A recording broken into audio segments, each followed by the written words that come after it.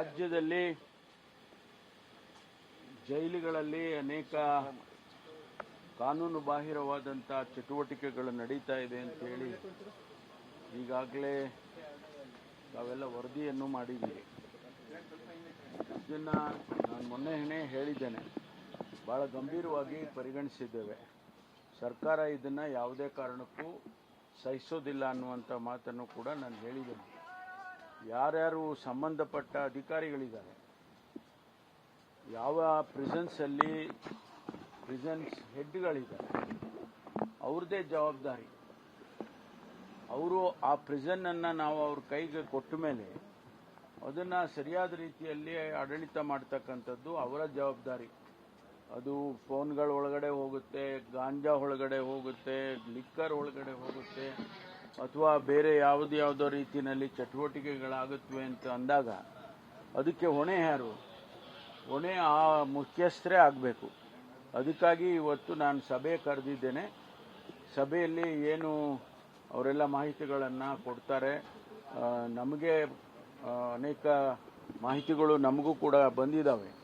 ಅದನ್ನೆಲ್ಲ ಪರಿಶೀಲನೆ ಮಾಡಿ ಇವತ್ತು ಮುಂದೆ ಏನು ಕ್ರಮ ತಗೋಬೇಕೋ ಅದನ್ನು ತಗೊಳ್ತೇನೆ.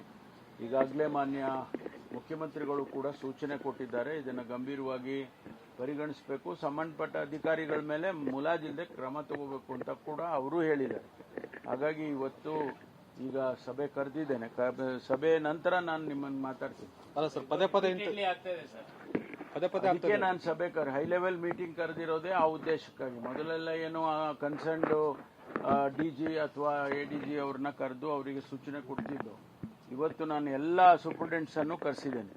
ಪ್ರತಿಯೊಂದು ನಮ್ಮ ಮೇಜರ್ ಪ್ರಿಸನ್ಸ್ ಯಾವುದಿದ್ದಾವೆ, ಅದು ಬೆಳಗಾಂ ಆಗಲಿ, ಮಂಗಳೂರಾಗಲಿ, ಶಿವಮೊಗ್ಗ ಆಗಲಿ, ಈ ಥರ ಎಲ್ಲ ಮೇಜರ್ ಪ್ರಿಸನ್ಸ್, ಬಳ್ಳಾರಿ, ಇವಾಗೆಲ್ಲರನ್ನು ಕರೆದಿದ್ದೀನಿ.